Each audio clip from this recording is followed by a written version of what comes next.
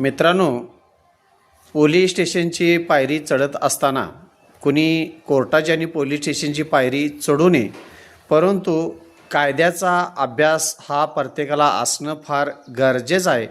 मित्रांनो, काही कारणास्तव जर तुम्हाला पोलीस स्टेशनमध्ये जायची वेळ आली आणि तिथं तुम्हाला NCR दाखल करायची किंवा FIR नोंद करायची जर पाळी आली, तुमच्या बाबतीत अशी काही कृत्य घडलेलं असेल की तुम्हाला पोलीस स्टेशनची पायरी चढून तिथं तुम्हाला गुन्हा नोंद करावा लागत असेल, तर एक गोष्ट मित्रांनो लक्षात ठेवा.